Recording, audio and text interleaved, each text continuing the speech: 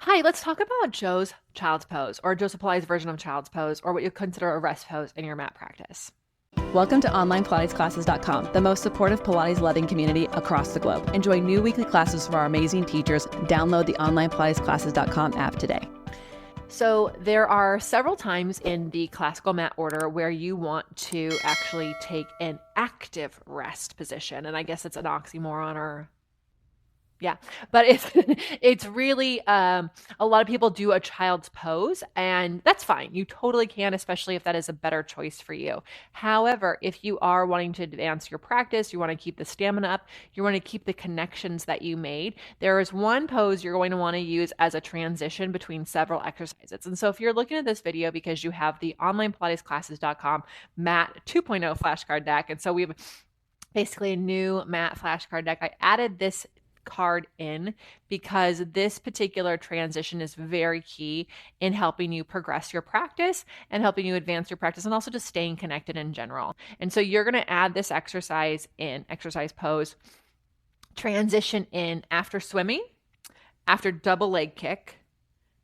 after swan, double leg kick, after swimming. And it's going to be that key, oh, I just did some extension. Let me counter stretch that. Cool, right? So let me show you how that works. So you'll have done a swan, and then you push up, pull your center back. I tuck the toes, put my head to the mat, and then lift my waist. And I can grab my feet. You can also just reach back there. And so I'm basically kind of, if you really wanted to think about it, like a upside down rolling like a ball, but my center is lifted up here. And what this does is I can then untuck the toes and slide the forearms out for single leg kick. Then after double leg kick, I can pull my waist up, get back into that counter stretch, and then I can roll up into thigh stretch from there. So it's quite cool, right? From swimming, I can swim, again, push up, pull my waist back, find this counter stretch, then I can tuck my toes and go right into it for your leg pull. And of course, rocking, you could do the same thing, right? So this is a counter stretch. Again, if you want to do a regular yoga child's pose, you can.